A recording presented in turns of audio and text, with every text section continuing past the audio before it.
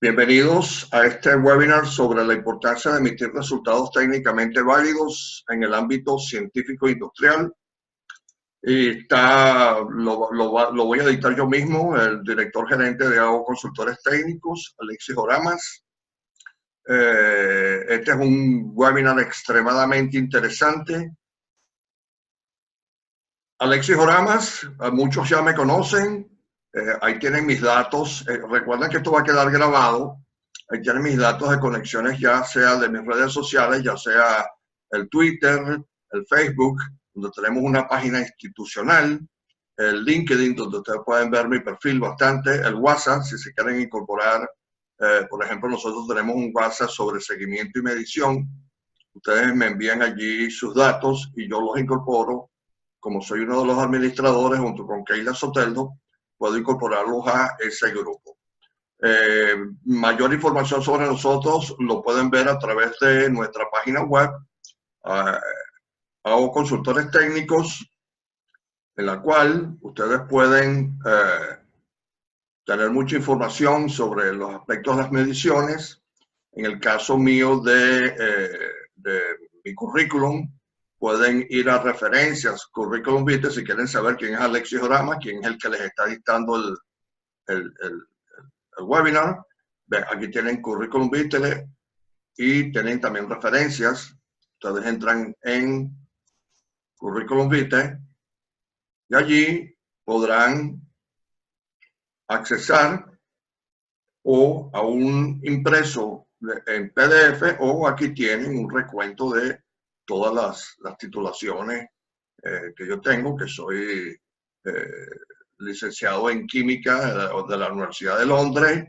Después tengo un máster en ciencias, mención química, tengo un experto de e-learning de la Universidad de Sevilla y tengo un máster en e-learning de la Universidad de Sevilla también, y después tienen todos los cursos que he hecho, etcétera, etcétera, etcétera, etcétera. Esta página, como les digo, es muy interesante. Estoy hablando un poco sobre esto ahora para darle tiempo, unos 5 minutos más a las personas que puedan incorporarse, a los que vienen llegando tarde. Aquí ustedes, por cierto, en formación, tienen una página, una sección que se llama Webinars Online. Ahí ustedes pueden ver información sobre los webinars que ya hemos dictado, ¿verdad? Que están también en ustedes pueden accesar a ellos por medio de la página, aunque también están en nuestro canal de YouTube, que algunas personas ya se han suscrito. Muy interesante la sección de documentos, donde hay sitios web, donde son sitios web que tienen que ver con las mediciones, y ahí les damos recomendaciones, por ejemplo, organismos internacionales de metrología. Ustedes simplemente pulsan sobre estos son los links, las ligas, como le llaman los mexicanos, o los vínculos, y ustedes entran a las distintas secciones. Aquí hay muchísima información, ¿verdad? Pero muy interesante esto de documentos, porque en documentos ustedes tienen también la información de para llegar y descargarse directamente muchos documentos que tienen que ver con el mundo de las mediciones, unos cuantos, o bueno, bastantes, porque me he esmerado en buscarlos en español, pero habrá uno que otro que están en inglés. Además, hay entrada para portales, por ejemplo, el portal de las guías de metrología del Buró Internacional de Pesas y Medidas. Ustedes pulsan sobre él y ustedes encuentran toda la información, y aquí hay mucha más información, guías que ustedes pueden con las cuales ustedes pueden conectarse, ¿verdad? Entonces, terminando con la información sobre la página web, también es interesante que vean que tenemos una sección de consultoría online, donde ustedes entran y allí tienen un montón de información sobre cómo contactar con nosotros. Nosotros también damos consultoría online, los ayudamos a resolver sus problemas.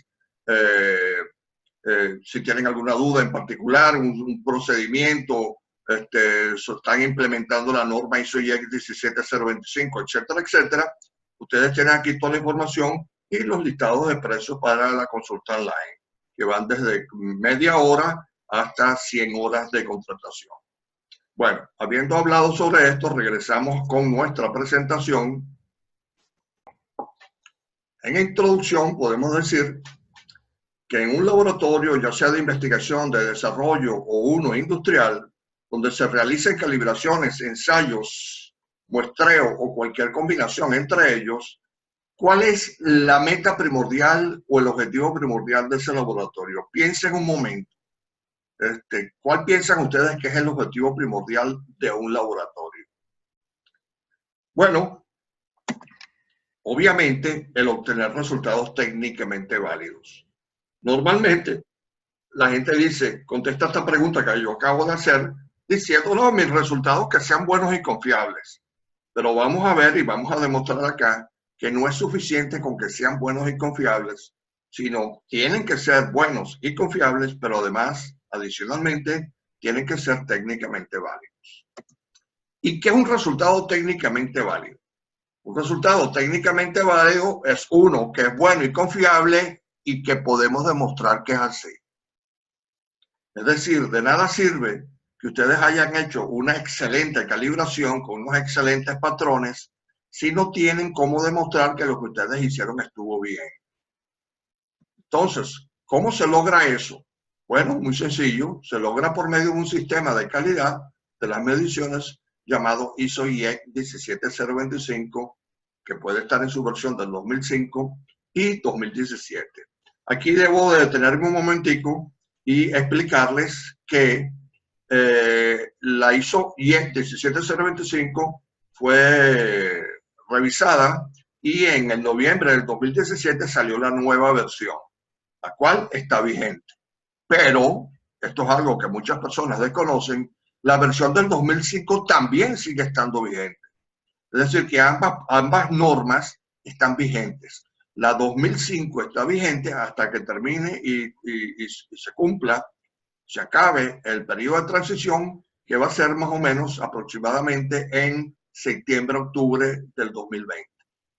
Es decir, que la 2005, claro, lo que no puede ser es que estés acreditado con ambas normas, eso es imposible. Pero si ustedes están acreditados todavía con la 2005, esa acreditación sigue siendo válida. Claro, si se acreditan con la 2017, mucho mejor. Esto lo aclaro porque aquí en el curso, en el webinar, ojalá fuera un curso sería mucho más extenso. En el webinar vamos a estar hablando sobre los textos de la norma y yo primordialmente voy a utilizar la que está vigente en este momento, que tiene casi todo el mundo, la del 2005, porque hasta el momento desconozco de alguien que se haya acreditado ya con la versión del 2017. Seguramente habrá alguien por allí. Esta norma, en ambos casos, la 2005 y la 2017, tiene como título requisitos generales para la competencia de laboratorios de ensayo y calibración. Está considerada la norma o reglamento que establece el mejor marco organizativo y metrológico para que un laboratorio, ya sea de ensayos y mediciones, de calibración o de ambos, pueda demostrar su competencia para producir datos y resultados técnicamente válidos. Es decir, ¿qué mejor forma de generar resultados técnicamente válidos que seguir a una norma que está diseñada para que los laboratorios o los laboratorios generen resultados técnicamente válidos? Es importante aclarar que con la palabra laboratorio no quiero decir un laboratorio químico. Un laboratorio es cualquier sitio donde se hagan mediciones. Un laboratorio puede ser un sitio donde se hagan calibraciones, se calibren balanzas, por ejemplo, o manómetros, o rotámetros, o termómetros, o también puede ser un laboratorio químico, obviamente, un laboratorio microbiológico, o puede ser también un taller mecánico donde en parte del manejo, del mantenimiento de los motores, etcétera, y demás equipos que se manejen en ese taller mecánico, se hagan mediciones. Es decir, que con la palabra laboratorio estamos abarcando todo eso. Al hablar de resultados de mediciones, estamos hablando de metrología, porque mediciones son metrología, entonces de eso estamos hablando. Ahora, ¿y quién es el culpable de que exista la metrología y que por tanto exista la ISO/IEC 17025, que es una norma para que los laboratorios se acrediten Y por lo tanto, ¿quién es el culpable de que tengamos que tener laboratorios acreditados? Pues muy sencillo, nuestro amigo el valor verdadero. Vamos a ver qué es el valor verdadero. Es el valor que caracteriza una cantidad de magnitud perfectamente definida en las condiciones que existen en el momento en que este valor es observado. Vamos a analizar un poco esta definición. Una cantidad de magnitud. Una magnitud es algo que se puede cuantificar. Si no se puede cuantificar, eso no es una magnitud. Entonces, nosotros no podemos hablar de que qué lindos y bonitos son los ojos de fulanita, si son unos ojos verdosos o unos ojos marrones o gris claros. Eso es algo cualitativo. Otra cosa cualitativa es decir, qué sabroso, huele a fragancia de jazmín, pero ¿qué tanto huele? Bueno, no, huele bastante o está muy fuerte el olor, o medianamente, o bueno, ligeramente huele a jazmín. Eso no es una magnitud, eso es lo que se conoce como un atributo. Una magnitud es que nosotros tomemos una muestra del aire en el cual estamos, donde hemos detectado ese olor a fragancia de jazmín, tomemos una muestra de ese aire, vayamos a un cromatógrafo de gases y con un cromatógrafo de gases, preferiblemente con un detector de masas, determinemos qué cantidad de fragancia de jazmín hay allí. Y entonces nosotros podamos decir, hemos detectado que en un metro cúbico hay 3 ppm de fragancia de jazmín. Eso, allí, ese olor a esa fragancia, sí se convierte en una magnitud. Entonces, una magnitud es algo que podemos cuantificar. Es decir, que el valor verdadero se refiere a una cantidad de una magnitud, la cual podemos cuantificar y que debe de estar perfectamente definida. ¿Por qué? ¿Qué significa perfectamente definida? Que, por ejemplo, ese olor a la fragancia, el olor a la fragancia lo podemos detectar cerca de nosotros, pero podemos ir, si estamos en un salón muy grande, podemos ir 10 metros más abajo y tomar una muestra de la fragancia de jazmín y obviamente allá, en aquella esquina, no va a haber la misma cantidad de fragancia de jazmín por metro cúbico que lo que va a haber acá. Entonces, es al lado mío. Entonces, eso debemos nosotros definirlos claramente. Muchísimas veces cuando medimos no estamos definiendo perfectamente lo que queremos medir y eso es un problema que va a generar inexactitud en nuestros resultados. Y después nos dice en las condiciones que existen en el momento en que este valor es observado. Ya ustedes saben que el largo de un tornillo metálico no es el mismo a 20 grados que a 50 grados y mucho menos a 100. Lo mismo ocurre con la concentración de un componente en una solución. No es lo mismo medirlo a 20 grados, que es a lo que vienen certificados los materiales de vidrio normalmente, que medir esa concentración en ese frasco a 50 grados o a 100 grados. Es decir, que tenemos que definir cuáles son las condiciones bajo las cuales nosotros vamos a tratar de cuantificar esa magnitud que debería de estar perfectamente definida. Como ustedes se imaginarán, esto es un trabajo muy difícil de hacer y por eso es que se dice que el valor verdadero de una magnitud es una noción ideal y en general no puede conocerse. Y entonces se nos genera un problema gravísimo. ¿Qué vamos a hacer entonces? Porque si no podemos saber cuánto es el valor verdadero, ¿cómo vamos a saber si lo estamos midiendo bien o lo estamos midiendo mal? Si nuestro resultado se parece o no. Bueno, porque lo que hacemos es medir el valor convencionalmente verdadero. La definición del valor convencionalmente verdadero está en el BIN más reciente, ya voy a hablar del BIN, el BIN más reciente es el BIN 3, pero yo voy a utilizar aquí una definición que es el primer BIN que salió de 1984. ¿Por qué? ¿Por qué voy a utilizar una definición tan antigua? Por un motivo muy sencillo, porque se supone que este webinar debe ser lo más didáctico posible. Lamentablemente, algunas de las definiciones que hay en el BIN, tanto en el BIN 3 como en el BIN 2, son demasiado técnicas y son tan técnicas que confunden a cualquiera que trata de entenderlas. Entonces yo me he aferrado a aquellas definiciones que no están mal, porque no dicen nada erróneo, ¿verdad? Y que son más entendibles. En este caso me tocó el BIN del 84. Nos dice el BIN del 84 que un valor convencionalmente verdadero es el valor atribuido a una magnitud particular y aceptado algunas veces por convenio que se considera lo suficientemente cercano al valor verdadero como para ser utilizado en lugar de este.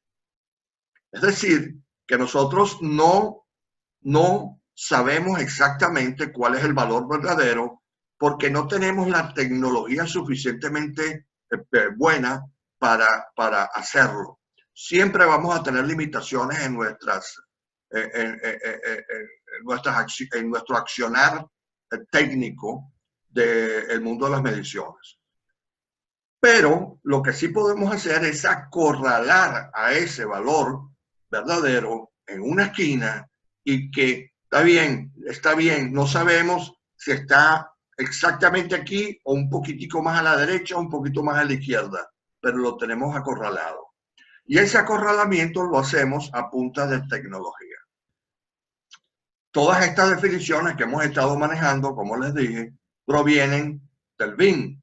Yo he estado utilizando el BIN 1, pero también está el BIN 2 y está el BIN 3. Esta es la última versión del BIN 3, el cual es elaborado por este combo, este club de grandes ligas, de expertos en metrología, que son el BIPM, el Buró Internacional de Pesas y Medidas, la IESEC, la IFSC, la ILAC, la ISO, la IOPAP, la OML.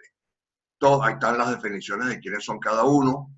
Y ustedes pueden obtener una copia gratuita del Vocabulario Internacional de Metrología del Centro Español de Metrología. Aquí tienen su página web, www.cem.es. Ustedes entran allí y pueden descargarse el BIN en español, el último, en su versión del 2012, que es el que incluye algunos cambios, pequeños cambios que se le hicieron a la versión original del BIN 3, que viene del 2008. También en la página www.cenam, ahora es C-E-N-N, no M-N-A, Cenam, sí, terminando en M, C-E-N-A-M, C-E-N-A-M.mx, porque es de México, es el Instituto Nacional de Metrología de México. En esa página ustedes también pueden obtenerlo. Muy bien. Entonces, la metrología es la ciencia que estudia las mediciones. Esto es lo que siempre he escuchado. Sin embargo, yo les voy a cambiar ese paradigma. ¿Por qué? Porque esto no es totalmente cierto. Claro que la metrología estudia las mediciones, pero ¿cuál es el objetivo número uno de la metrología? El objetivo número uno de la metrología es llegarle lo más cercano posible al valor verdadero, es decir, alcanzar la máxima exactitud. Porque ¿qué es exactitud? La cercanía de nuestro resultado al valor verdadero. Máxima exactitud quiere decir que nuestro resultado está muy cerca del valor verdadero. Y ese es el objetivo del diagrama de Ishikawa que acabamos de ver. Toda esa estructura viene de acá. Entonces, podemos decir que la metrología es la ciencia que estudia la exactitud. Y como parte de ese estudio de la exactitud, estudia las mediciones. Pero el fin, nadie estudia las mediciones por estudiarlas simplemente. Ay, vamos a estudiar las mediciones. Mira, qué bien, qué instrumento utilizaste. Y esto. Y se calculó la incertidumbre. Sí, mira, aquí está. Ese no es el objetivo. El objetivo es hacer todas esas preguntas y hacer todas esas actividades para lograr la máxima exactitud, que es llegarle lo más cerca posible al valor verdadero. Entonces, quédense con eso, que la metrología es la ciencia de la exactitud, la ciencia que estudia la exactitud. El sistema ISO-IEC 17025 nos garantiza que nuestros resultados sean lo más parecido posible al valor verdadero, es decir, que le lleguen lo más cercano posible a ese valor verdadero. Es decir, que un sistema ISO-IEC 17025 nos garantiza, si hacemos lo que ellos nos dicen, ¿verdad? O si lo hacemos a medias, nos garantiza que vamos a obtener la máxima exactitud dentro de los límites de nuestra organización. Porque en nuestra organización a lo mejor no tenemos dinero para comprarnos los equipos más sofisticados que puedan haber por allí. Por ejemplo, tenemos simplemente para comprarnos un vernier y un tornillo micrométrico, no tenemos con qué comprarnos una máquina de mediciones tridimensionales, ¿verdad? Lo que se llama una máquina de mediciones por coordenadas. Esas son muy costosas.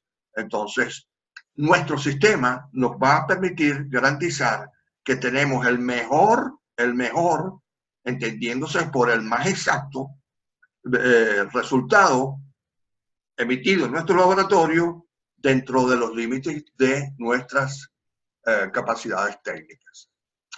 Esta norma es considerada la norma o reglamento que establece el mejor marco organizativo y metrológico para que un laboratorio, ya sea de ensayos, de calibración o de ambos, pueda demostrar su competencia para producir datos y resultados técnicamente válidos, como ya les mencioné. ¿Para qué se acreditan los laboratorios? Porque está bien, existe la norma, pero ¿por qué hay que acreditarse? Bueno, por el mismo motivo que existe la metrología, para garantizar la mayor exactitud posible. ¿Qué significa eso? Que nuestros resultados sean lo más parecido posible al valor verdadero y que sean técnicamente válidos. Pero aquí he obviado algo. Contestando la primera pregunta, ¿para qué se acreditan los laboratorios? Para hacer todo lo que aparece descrito por debajo, pero con una constancia, con un aval de un ente de acreditación que dice que ustedes son capaces de hacer todo esto. ¿Por qué? Porque a lo mejor ustedes pueden generar resultados técnicamente válidos, pero sus clientes no les creen.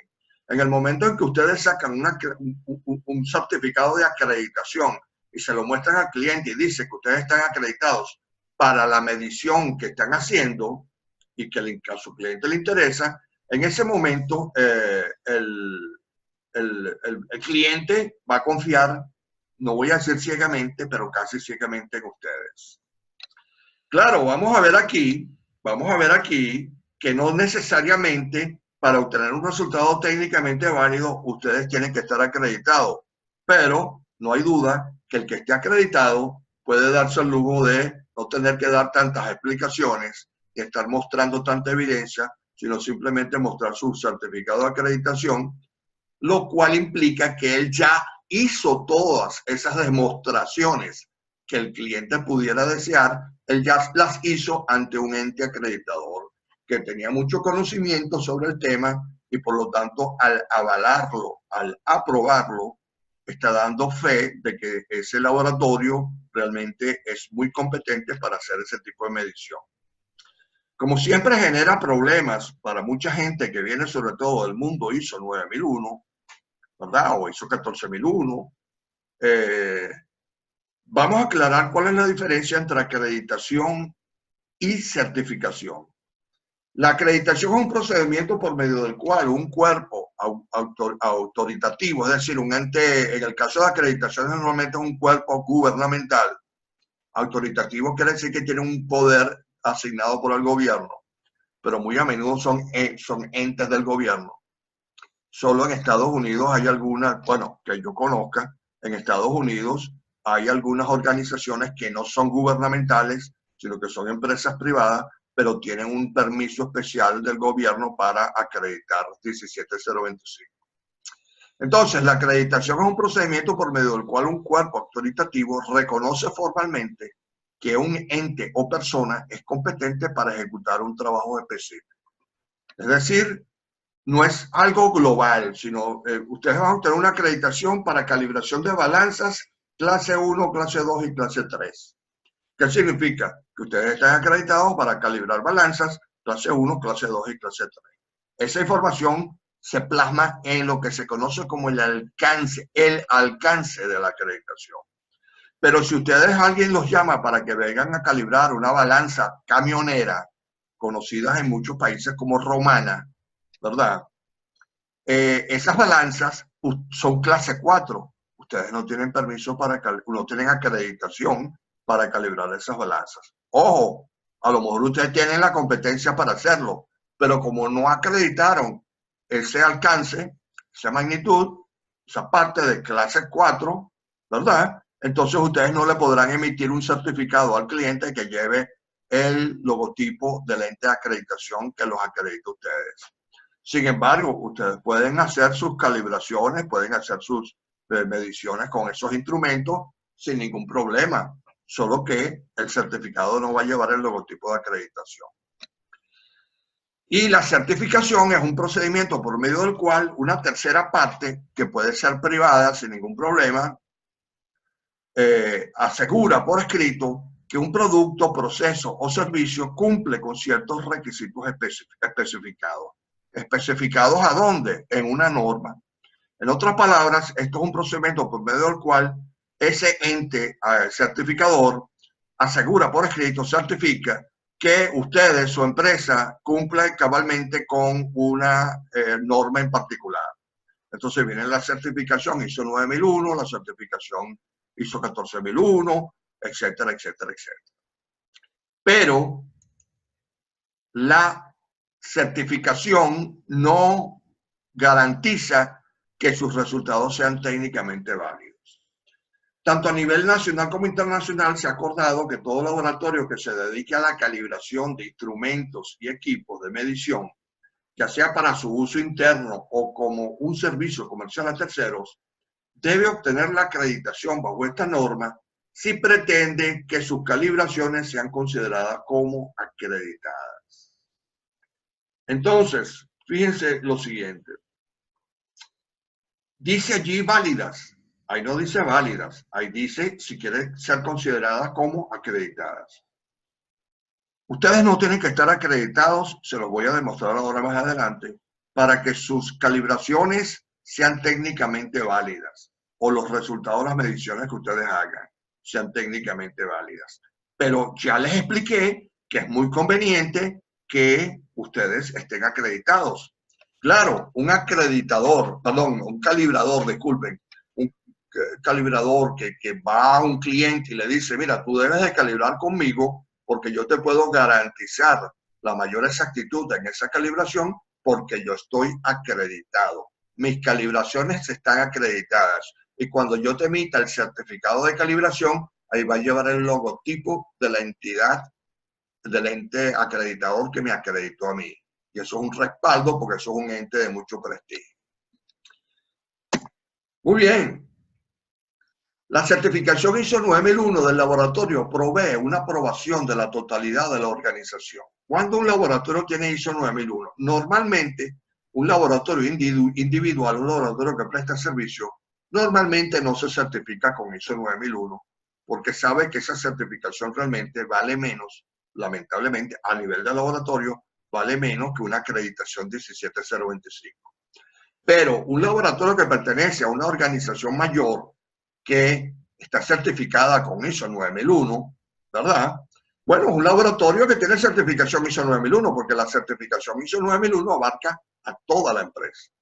Entonces, la certificación ISO 9001 del laboratorio provee una aprobación a la totalidad de la organización, a la totalidad de la empresa, enfocado a cumplir con los requisitos del cliente y alcanzar el mejoramiento continuo, pero no provee, entiéndase ISO 9001, por ejemplo, pero no provee aseguramiento de la competencia técnica específica para una medición en particular o una calibración en particular.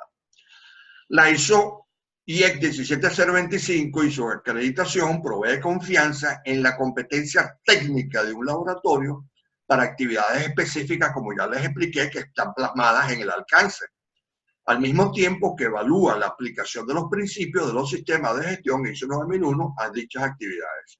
Es decir, en el momento en que ustedes cumplen con la 17025 a nivel de laboratorio, ustedes ya están cumpliendo con todos los requisitos de gestión de la ISO 9001, porque el comité que crea esta norma, la ISO IEC 17025, que es el ISO casco, ellos se han preocupado de cubrir todos los requisitos que tenga la ISO 9001 en la 17025. Solo que la 17025 tiene muchísimos más requisitos y mucho más estrictos que los que tiene la ISO 9001. La acreditación, sin embargo, está restringida a las actividades de calibración, medición o ensayo o muestreo, porque ahora está incluido el muestreo de forma formal de un laboratorio, y no involucra reconocimiento de otras actividades en las que el laboratorio o su organización matriz estén involucradas. Es decir, él no sabe nada del departamento de ventas, él no sabe del departamento de recursos humanos, excepto lo que tenga que ver con la selección del personal del laboratorio. Él no sabe qué está pasando en el departamento de informática. Ellos solo tienen que ver a nivel de laboratorio y mediciones. Muy bien. Ahora, ¿qué evidencia hay que presentar para demostrar que nuestros resultados son técnicamente válidos? Bueno, la evidencia objetiva más importante es la trazabilidad metodológica del resultado.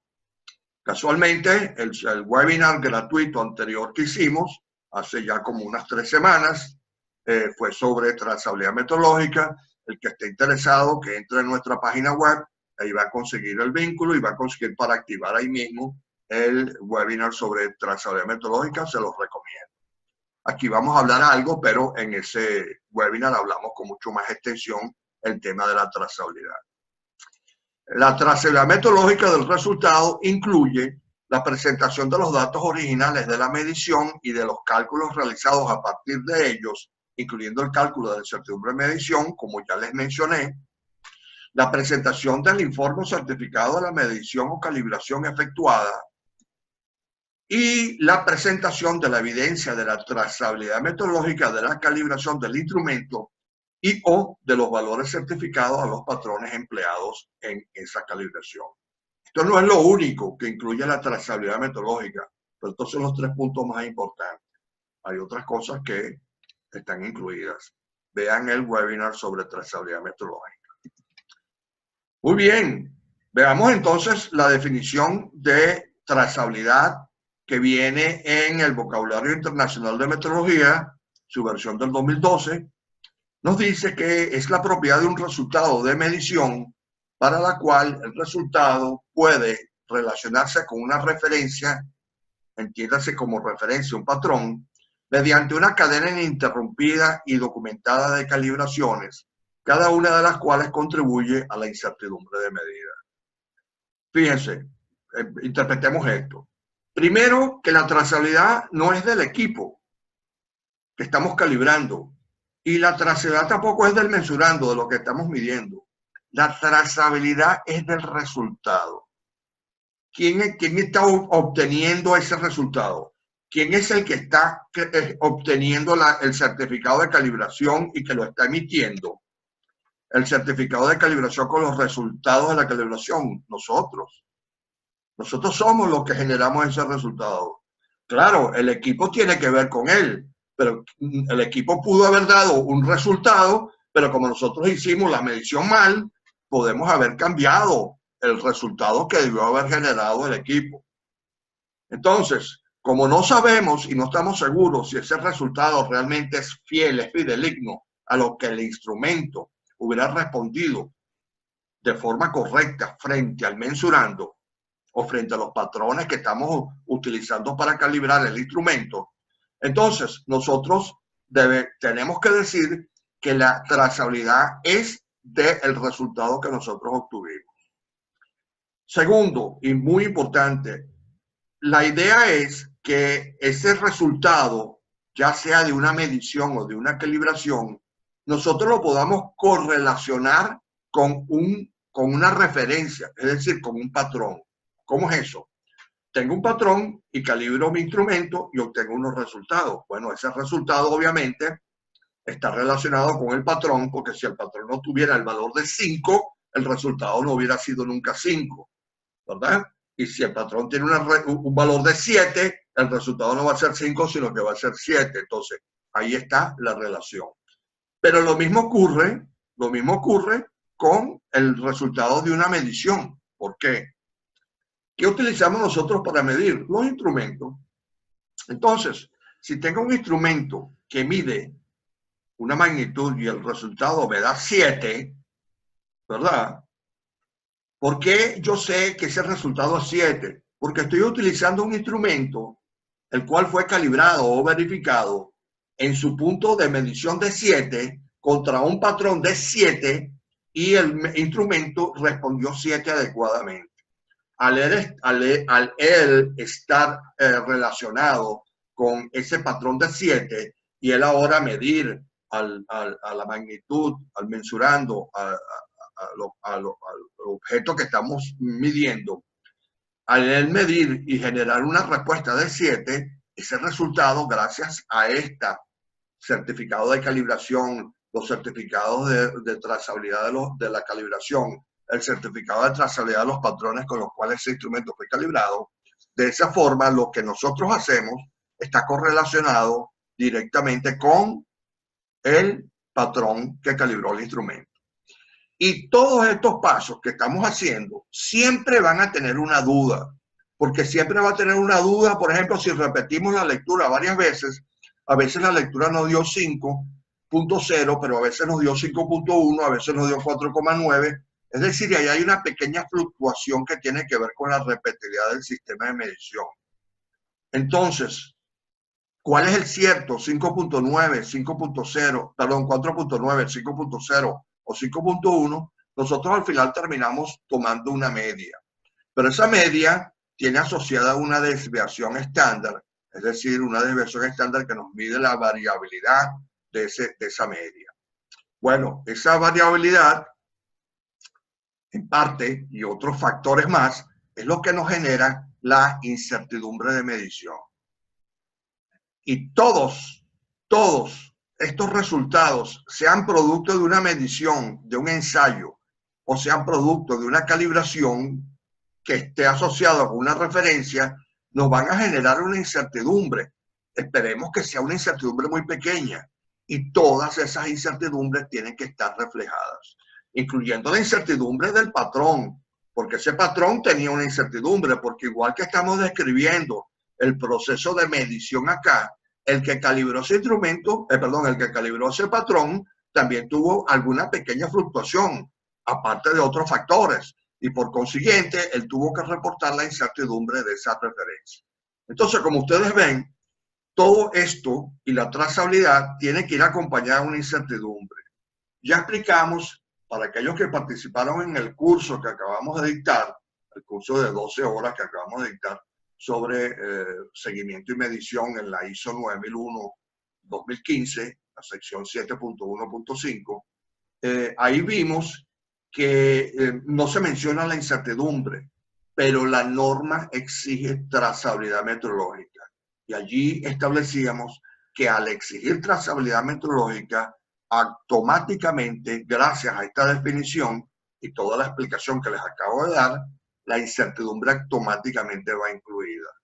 Es decir, que el que haga mediciones que tengan que ver con la calidad del producto final en ISO 9001 e ISO 14001, aunque en 14001 no hay producto final, tiene que evaluar la incertidumbre, porque si no, no tiene trazabilidad metrológica. Y como ya expliqué, la trazabilidad metrológica no es del instrumento, le pertenece al resultado de la calibración del instrumento, es decir, a los resultados reportados en el certificado o informe de calibración de dicho instrumento, o le pertenece al valor de referencia asignado al patrón durante su calibración reportado en su certificado. Un patrón de 5.3 ppm de cobre. ¿Quién dice que ese patrón es de 5.3 ppm? El patrón en la solución levanta las manos y dice, yo soy de 5.3 ppm, ese es mi valor verdadero. No, él no hace eso. Lo hace la persona que lo está calibrando. Porque certificar un patrón es calibrarlo. No les quepa duda de eso. Entonces, esa persona es la que está diciendo que ese valor es 5.3 ppm. Por lo tanto, en la demostración de trazabilidad la tiene que hacer esa persona con respecto a lo que él hizo. ¿Y qué fue lo que él hizo? Certificar que ese patrón era de 5.3. Por lo tanto, esa trazabilidad metodológica no es del patrón, sino es de la persona que lo certifica y del valor certificado, es decir, el valor de referencia que se le asigne ese patrón en el certificado.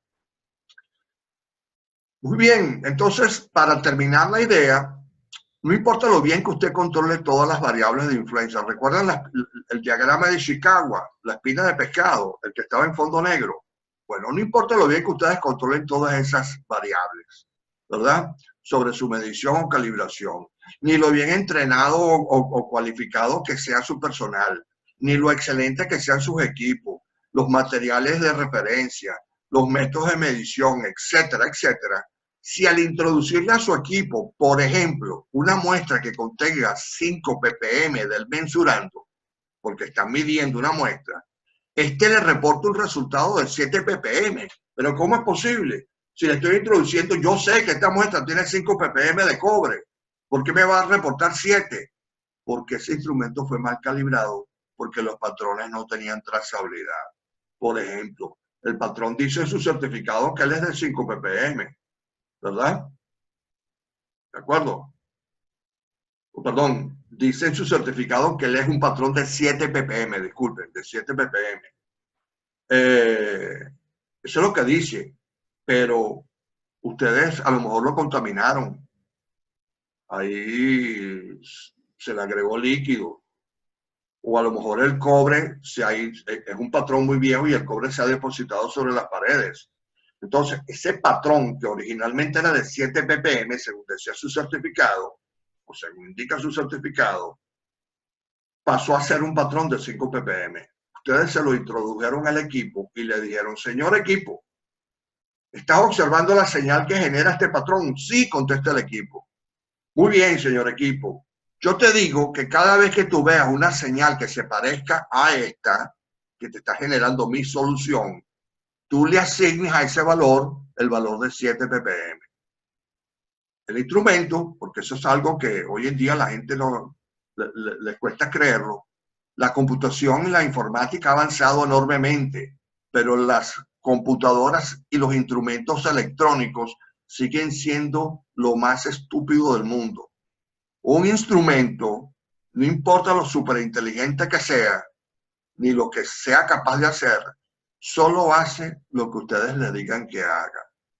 Si ustedes le dicen, esta señal corresponde a 7 ppm, él ve y él está viendo 5 ppm, porque eso es lo que tiene ese patrón ahora que se ha deteriorado. Él ve la concentración, la cantidad de 5 ppm, pero él le asigna una respuesta de 7 ppm porque ustedes le dieron que eso era así. ¿Qué ocurre entonces cuando ustedes le introducen una muestra de 5 ppm, que tiene 5 ppm? Él va a ver la misma cantidad de señal que le generaba el patrón que le introdujo la persona que calibró el instrumento, y entonces él va a asignarle a esa señal una concentración según lo que le indicó esa persona que calibró el instrumento, que es, cuando vea 5 ppm, di que son 7 ppm, y eso es lo que ocurre. Entonces, ¿de qué sirve todo ese aparataje, todo eso maravilloso que tenemos, equipos, los mejores equipos del mundo? Al analista la mandamos a New York a que hiciera un curso en New York para que fuera la mejor medidora del mundo, etcétera, etcétera. Todo eso, las mejores infraestructuras en el laboratorio, el mejor equipo, el que nos costó carísimo, $200,000. ¿Para qué? Para que se arruine todo, porque ustedes, el patrón que tienen no tiene trazabilidad.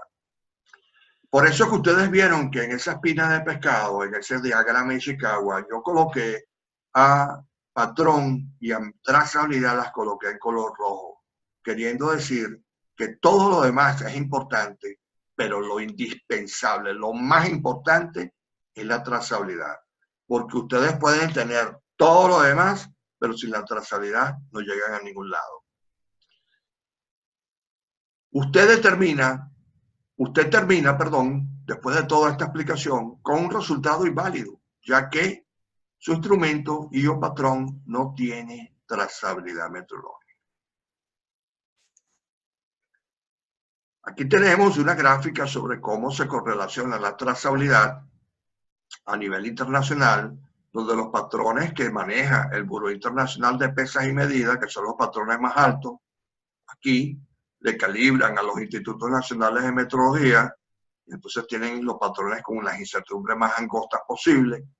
Ellos después les calibran a los laboratorios acreditados, a las empresas calibradoras, ¿verdad? Y allí la incertidumbre aumenta un poco. Y después ellos van a sus empresas a calibrarle a ustedes sus instrumentos y ustedes terminan con una incertidumbre mucho mayor, obviamente, porque de aquí a aquí y de aquí a aquí, en este proceso de transferencia de la magnitud, cada vez se utilizan instrumentos de menor exactitud en la calibración y por consiguiente, en cada uno de esos pasos, la incertidumbre aumenta de arriba hacia abajo. ¿De acuerdo?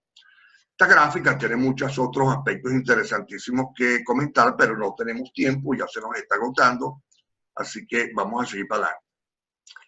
La trazabilidad metodológica junto con la toma de la muestra y la evaluación de la incertidumbre de medición son los factores más importantes en la obtención de un resultado técnicamente válido. Es decir, no importa la excelente trazabilidad metodológica que tengamos y la evaluación de la incertidumbre nos haya dado muy pequeña, si ese resultado lo estamos obteniendo a partir de una muestra que no era representativa. Entonces, la muestra es también, al igual que la trazabilidad metodológica, absolutamente indispensable. ¿De acuerdo? Y la incertidumbre es indispensable porque si nosotros no evaluamos la incertidumbre, no sabemos qué es lo que tenemos. La incertidumbre de medición es el resultado del estudio llevado a cabo para definir el rango dentro del cual se estima que estará el valor verdadero de una magnitud medida, generalmente basado sobre una probabilidad dada. ¿Se acuerdan cuando yo les hablé de que acorralaríamos al valor verdadero en una esquina? Muy bien. Les dije que ese valor verdadero sabemos que está en la esquina, pero no sabemos si está un poquito más a la derecha o a la izquierda. Bueno, ese poquito más a la derecha y ese poquito más a la derecha es lo que se conoce como incertidumbre. Ese poquito más a la derecha, la idea es que sea bien poquito. Es decir, que definamos un rango muy, muy angosto y podamos decir que allí está el valor verdadero. ¿De acuerdo? Entonces, si tenemos una mala medición o una mala calibración, ese rango no va a ser tan angosto, sino que va a ser mucho más ancho. Era lo que pasaba aquí. Aquí arriba, a nivel internacional, el rango es muy angosto, pero a nivel industrial ya el rango se amplía enormemente. Entonces, la incertidumbre es el resultado llevado a cabo para definir ese rango, ¿verdad? Dentro del cual esperamos que esté el valor verdadero y que sea lo más pequeño posible. Pero nos dicen generalmente basado sobre una probabilidad. ¿Qué significa eso? Que normalmente a nivel industrial el valor verdadero, la incertidumbre se calcula para un nivel de confianza del 95%. A eso se refiere lo de la probabilidad dada. Aquí lamentablemente no tenemos tiempo para explicar a qué se refiere eso. El que lo sepa muy bien y el que no lo sepa, siga pendiente de nuestros webinars y de nuestros cursos que pronto le explicaremos eso. O averigüe por su propia vía. De nuevo, he utilizado la definición del BIN 1 de 1984. Caramba, dirán ustedes, este hombre sí es anticuado. No, porque es que si le pongo la definición actual, nunca la entenderían. Pasaríamos horas explicándoles lo que les acabo de explicar ahora, que creo que quedó bien entendido. De todas maneras, búsquense el BIN 3 y entonces ahora ya están en capacidad de buscar esa definición y entenderla mucho mejor gracias a la explicación que yo les acabo de dar. Muy bien, ¿por qué es importante y por qué dije yo que sin la incertidumbre no hay nada? Porque si ustedes, yo les digo que mi resultado, tengo un resultado, acabo de hacer una medición y mi resultado es 7,5 ppm. ¿Qué les estoy diciendo? No les estoy diciendo nada. Lamentablemente es así. Así tan drástico y así tan cruel. ¿Cómo es eso? Te explico. Si la incertidumbre con la cual se midió ese resultado es incertidumbre expandida, que es un mayúscula, más o menos 0,003 ppm, ese resultado no es 7,5 ppm, ese resultado es 7,500 ppm. pero como el que lo midió es un torpe, como él vio que había 2 ceros, esos 2 ceros, eso no son nada, chicos, quita esos 2 ceros y listo.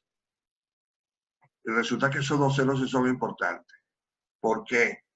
Porque si la incertidumbre me dio más o menos 0,1 ppm, muchísimo mayor que el 0,03, porque este realmente es 0,100, ¿verdad? 0,100, eso es 100 contra 0,03, es 33 veces mayor. Si la incertidumbre es esta, entonces aquí sí el resultado es 7,5. Y ustedes estarán de acuerdo que medir 7,5 no es lo mismo que medir 7,500. Medir 7,500 cuesta por lo menos 100 veces más caro que poder medir 7,5. Y si la incertidumbre realmente es más o menos 2 ppm, ese resultado no es 7,5 ppm, porque ese 2 ppm, ¿dónde está la duda? En el entero. Si yo tengo un entero donde tengo duda, ¿cómo voy a reportar un decimal? Ese 0,5 no tiene sentido. Por consiguiente, el auténtico valor es 8 ppm. Si ustedes observan, esta incertidumbre nos va a definir el nivel de exactitud que tiene realmente nuestro resultado. Si no la reportamos, estamos dando cero información, porque puede ser cualquiera de estas 3 posibilidades. Por eso es que Alexis Oramas dice que la incertidumbre es la medición de la calidad de nuestro resultado. Bueno, este es el esquema de la trazabilidad, que ya lo podemos ver. Los patrones más exactos están manejados, controlados o definidos por el Buró Internacional. Él le calibra a los laboratorios nacionales de metrología, y después esto le calibran a los laboratorios de pequeña incertidumbre. Después estos van a sus empresas, le calibran a los laboratorios de instrumentación de su empresa, les calibra su patrón de moderada incertidumbre, y después ellos van a sus laboratorios o a planta y calibran los instrumentos del laboratorio o de planta, y eso se puede considerar, por decir así, por llamarlo así, instrumentos de gran incertidumbre. Es decir, que a medida que vamos transfiriendo de un lado a otro, como vamos cada vez incluyendo instrumentos de menor exactitud en el proceso de calibración, el nivel de incertidumbre va aumentando de arriba hacia abajo, como vimos en la gráfica anterior, donde estaba el esquema de la incertidumbre. ¿Eso es malo? Bueno, claro que es malo. Yo quisiera tener mis instrumentos para medir en planta de máxima exactitud.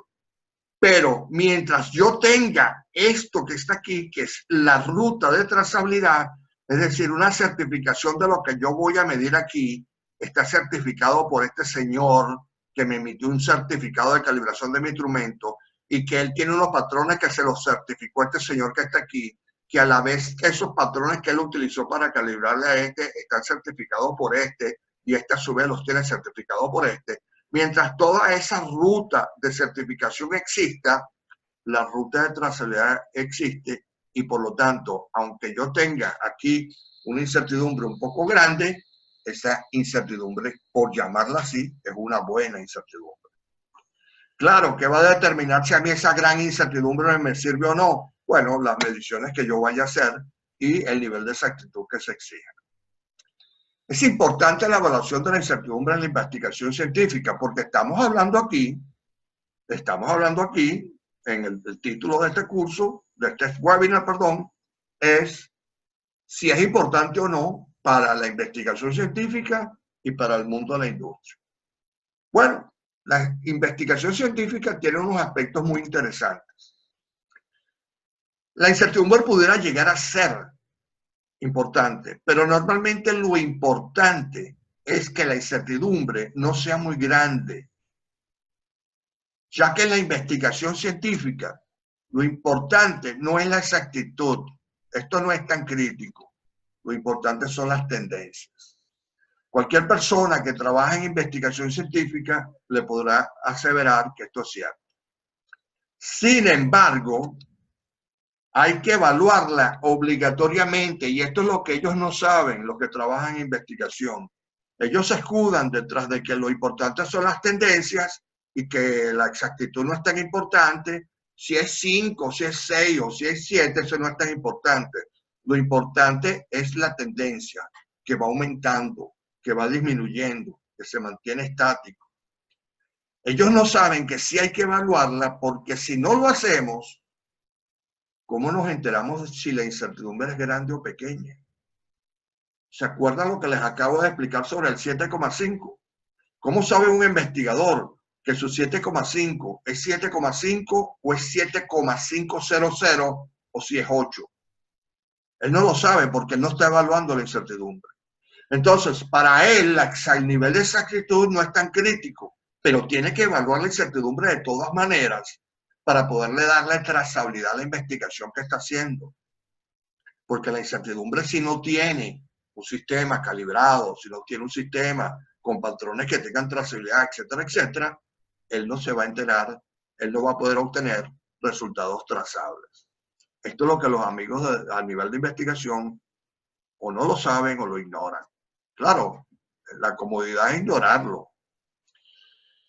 Y de nuevo, es muy importante recordar que debido a que, si ustedes recuerdan la definición de incertidumbre, nos decía que era el rango dentro del cual se espera que esté el valor verdadero.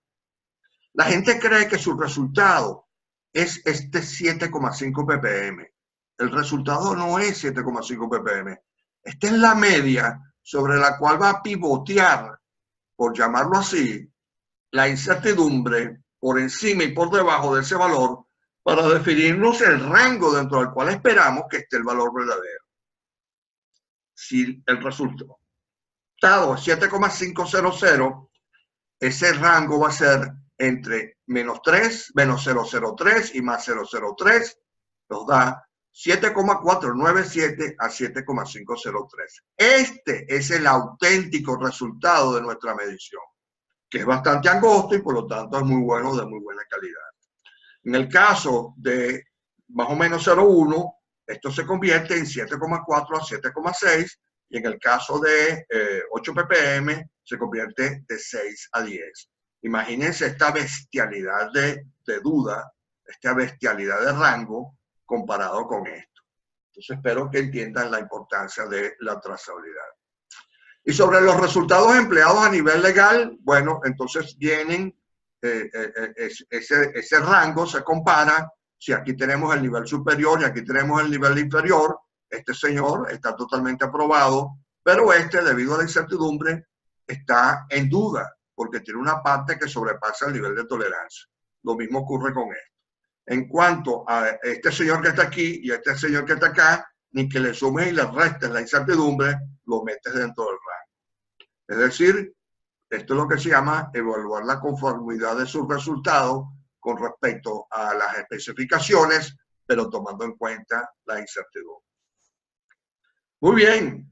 ¿Y qué se puede decir sobre los resultados obtenidos en los ensayos microbiológicos y clínicos, para los cuales no es tan fácil calibrar ni los instrumentos, ni los patrones, ni evaluar la incertidumbre de medición? Bueno, ahí no les queda más nada que aplicar la famosa ISO 15089-2012, que es el equivalente a la 17025, pero aplicada a laboratorios clínicos. De hecho, su título es Laboratorios Clínicos, requisitos particulares para la calidad y la competencia. Y llegó la hora de la verdad.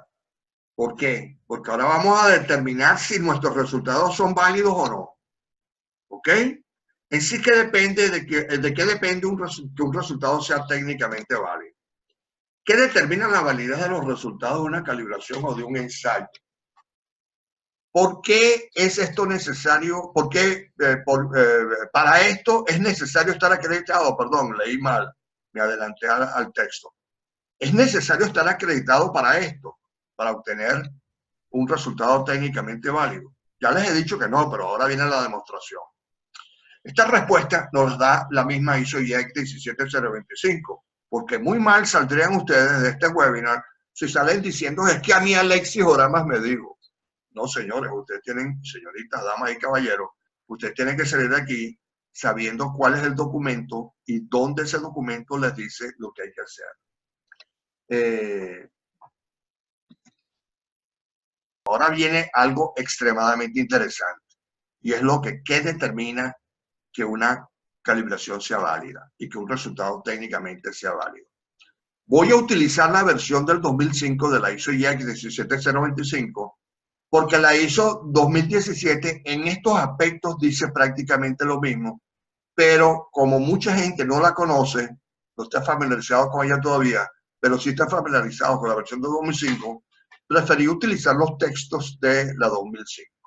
Esta norma tiene 5 secciones, la 4 requisitos relativos a la sección y la quinta requisitos técnicos.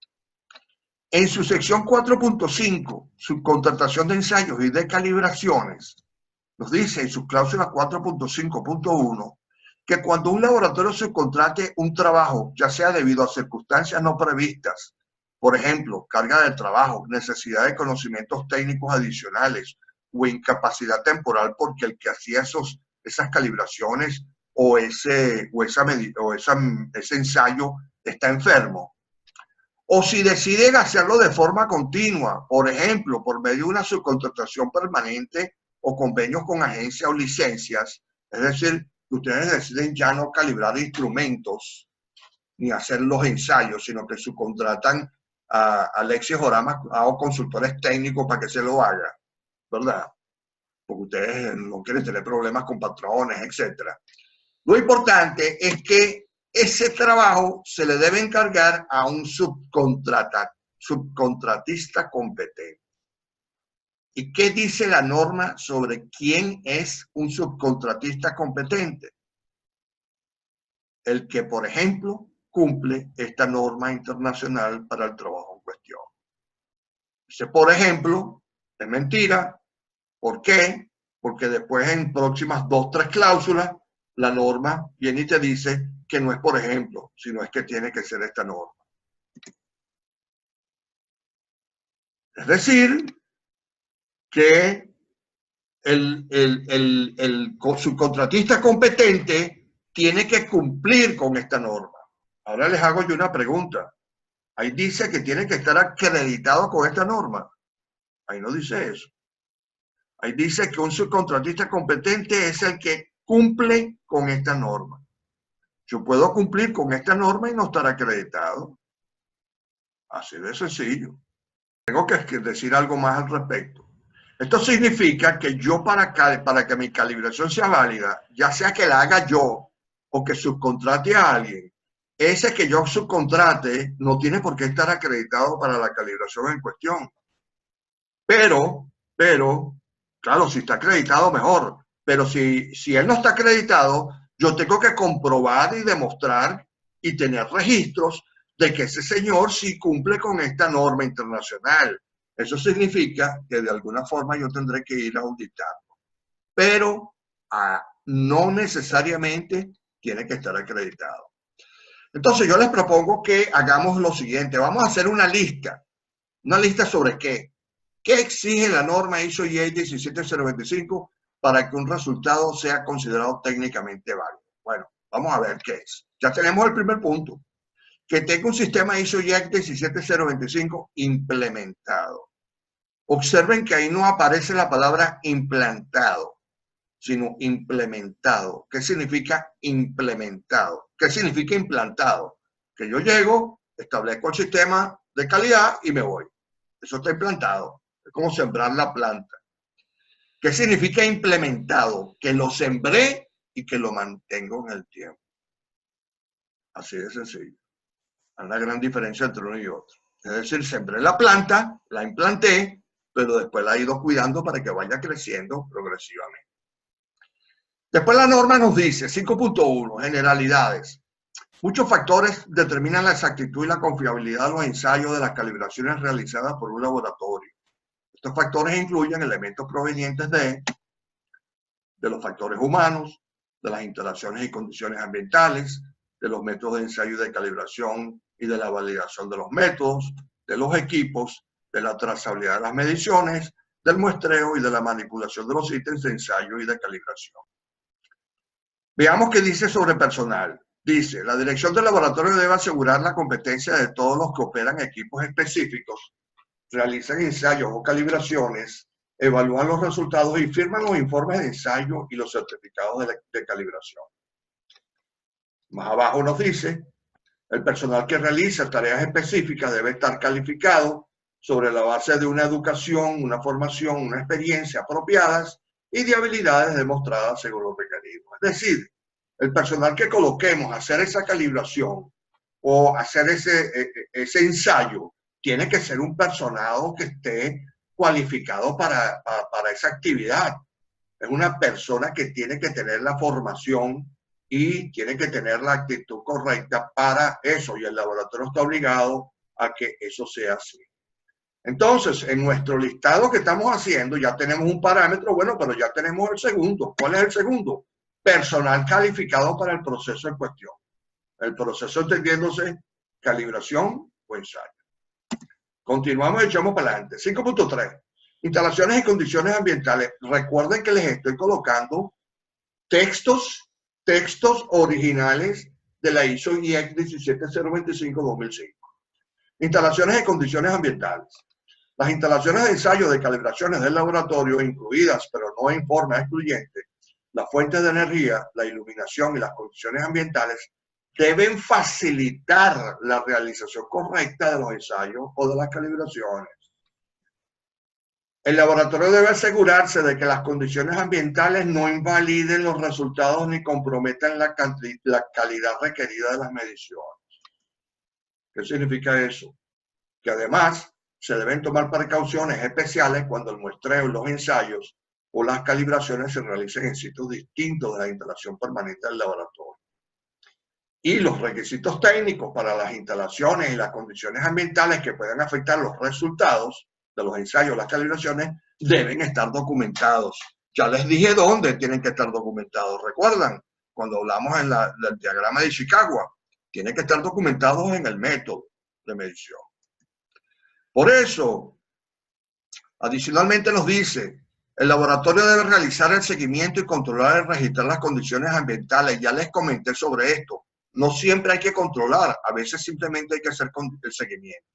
¿Quién me va a determinar eso? Según lo requieran las especificaciones, métodos y procedimientos correspondientes o cuando éstas puedan influir en la calidad de los resultados.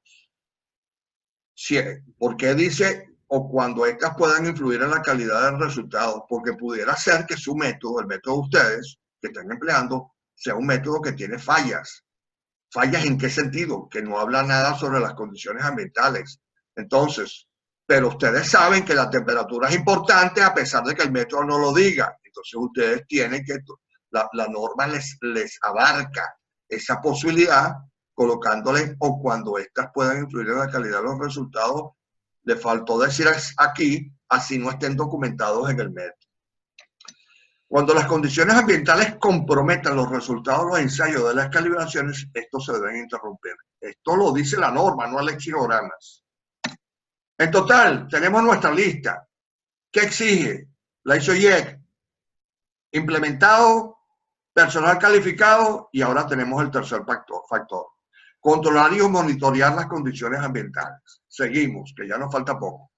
Métodos de ensayos de calibración validados y validación de los métodos. Generalidades. El laboratorio debe aplicar métodos y procedimientos apropiados para todos los ensayos o las calibraciones dentro de su alcance. Estos incluyen el muestreo, la manipulación, el transporte, el almacenamiento y la preparación de los ítems a ensayar o a calibrar. También nos dice en 5.4.2, en selección de métodos, que el laboratorio debe utilizar los métodos de ensayo de calibración, incluidos los de muestreo, que satisfagan las necesidades del cliente y que sean apropiados para los ensayos o las calibraciones que realiza. Es decir, que los métodos tienen que ser meticulosamente seleccionados. También nos dice que el laboratorio debe validar los métodos no normalizados. Ya les hablé de métodos normalizados, como también en América lo llaman muy a menudo estandarizados y que en España lo llaman homologados. Esos son los normalizados. Pero si ustedes tienen métodos no normalizados, es decir, que los pueden utilizar, los pueden emplear, no tienen por qué ser normalizados ni homologados, pueden ser métodos desarrollados por el laboratorio, por ejemplo. Los métodos que diseña o desarrolla el laboratorio los métodos normalizados empleados fuera del alcance previsto, así como las ampliaciones y modificaciones de los métodos normalizados para confirmar que los métodos son aptos para el fin previsto. Bueno, me comí una frase allí, dice, estos deben de ser validados. ¿A qué se refiere esto? A que yo puedo emplear métodos normalizados, pero también puedo emplear métodos no normalizados, que son los que diseño y desarrollo el laboratorio, ¿verdad? Pero si yo utilizo métodos normalizados fuera de su alcance previsto, es decir, el método es para trabajar entre 0 y 100 ppm, pero yo quiero medir 180 ppm. Eso está fuera de su rango. Entonces, por culpa de eso, el modificar el método, el haber modificado el método, yo lo tengo que validar. ¿Ok? Para confirmar eso, tengo que validarlo. Muy bien, también esa misma sección nos dice que un laboratorio de calibración o un laboratorio de ensayo que realiza sus propias calibraciones, es decir, que la norma nos está dando la opción de que calibremos con un ente externo o para un laboratorio que calibra o para un laboratorio de ensayos que calibra sus propios equipos, es decir, que la autocalibración o calibración en casa es autorizada por la norma. Bueno, en todos esos casos se debe tener y se debe aplicar un procedimiento para estimar la incertidumbre de medición para todas las calibraciones y todos los tipos de calibraciones. Se debe tener y se debe aplicar. Aquellos que tienen un método de incertidumbre colgado en un cuadrito ahí, colgado en el laboratorio porque les costó una fortuna tener ese método de evaluación de la incertidumbre allí, porque le pagaron a un consultor para que se los diseñara. Señores, ese método será muy lindo en ese cuadrito, pero si ustedes no aplican ese método en cada medición que hagan, cada vez que midan, señores, ustedes tienen una no conformidad. Señores ISO 9001, escuchen muy bien lo que les acabo de decir. Los laboratorios de ensayo deben tener y deben aplicar, fíjense que aquí nos hablaba de un laboratorio de calibración o de un laboratorio que hace calibraciones. Ahora vamos con los ensayos. Los laboratorios de ensayo deben tener y deben aplicar procedimientos para estimar la incertidumbre de medición. Es decir, señores, aquí no hay escapatoria. Si usted tiene un método acreditado, tiene que evaluar la incertidumbre cada vez que aplique ese método. Y si usted tiene ISO 9001 y ese método es para determinar un parámetro que es crítico para la calidad del producto final, cada vez que usted emplee ese método, tiene que evaluar la incertidumbre. Vamos entonces con nuestro listado, que ya estamos terminando. Tenemos tres parámetros más, ya tenemos el cuarto. Emplear métodos normalizados o validados que incluyan la evaluación de la incertidumbre de medición. Ya estamos terminando y vamos con trazabilidad, lo que exige la norma en cuanto a trazabilidad. La norma del 2005, que es la que estoy colocando aquí, tiene exigencias para calibración, tiene exigencias para calibración y también tiene exigencias para ensayos. La nueva versión del 2017 no diferencia entre ensayo ni calibración, sino que establece las mismas exigencias para ambos. Para los laboratorios de calibración, el programa de calibración de los equipos debe ser diseñado y operado de modo que se asegure que las calibraciones y las mediciones hechas por el laboratorio sean trazables al Sistema Internacional de Unidades, el SI. Cuando se utilicen servicios de calibración externos, es decir, que ustedes subcontraten a alguien, se debe asegurar la trazabilidad de la medición mediante el uso de servicios de calibración provistos por laboratorios que puedan demostrar su competencia y su capacidad de medición y trazabilidad. Es decir, que todo laboratorio que calibre tiene que demostrarle a su cliente que los patrones que él utilizó y que la calibración que él hizo tiene trazabilidad. Los certificados de calibración emitidos por estos laboratorios deben contener los resultados de la medición. Si es una calibración, el resultado va a ser el informe de calibración, la tabla con las correcciones, etc. Incluida la incertidumbre de la medición o una declaración sobre la conformidad con una especificación metodológica identificada. La norma te dice que si tú recibes un certificado de calibración y ahí no viene la incertidumbre declarada, hermano, eso no vale. Y si es un patrón, un material de referencia, puede traer un lindo certificado de calidad, como les gusta a los americanos hacerlo muy a menudo.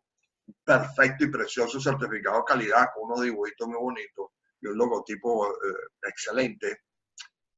Si no trae la incertidumbre declarada, eso no es certificado de nada. Nota 1 nos dice la norma: los laboratorios de calibración que cumplen esta norma internacional son considerados competentes. Lo dice la misma norma, está repitiendo lo mismo que decía en la sección de subcontratación de ensayos. Un certificado de calibración que lleve el logotipo de un organismo de acreditación emitido por un laboratorio de calibración acreditado según esta norma internacional para la calibración concerniente es suficiente evidencia de la trazabilidad de los datos de calibración contenidos en el informe. Es decir, que si un laboratorio está acreditado y calibra una balanza clase 1 y él emite el certificado, él no tiene por qué mostrar el certificado de trazabilidad de sus patrones, porque ese certificado que él está emitiendo lleva el logotipo de la entidad de acreditación que lo acreditó. Por consiguiente, se supone que esa entidad de acreditación le hizo un seguimiento a este laboratorio y de esa forma logró demostrar que ese señor, todo lo que está haciendo, tiene trazabilidad. Sin embargo, y esto se lo digo a los calibradores y a ustedes también para que estén atentos, si un cliente le pide a un laboratorio acreditado, mira, por favor, dame el certificado de trazabilidad de tus patrones, acabo de decir que él no tiene por qué entregarlo, pero le conviene entregarlo por una sección adicional que está más adelante en la norma, que se llama servicio al cliente. Por atención al cliente, tiene que, no le cuesta nada, darle el certificado de trazabilidad. Un ente acreditado que se niegue a entregar el certificado de trazabilidad puede levantar sospechas, como por ejemplo que el cliente diga, a este no me lo quiere entregar porque el seguro tiene esos patrones vencidos. Entonces, esta evidencia de la trazabilidad en cualquier circunstancia hay que demostrar. Nota 5. Cuando los términos patrón internacional, esta sí es muy importante y presten atención. Cuando los términos o patrón internacional o patrón nacional son utilizados en conexión con la trazabilidad, se supone que estos patrones cumplen las propiedades de los patrones primarios para la realización de las unidades del sistema internacional.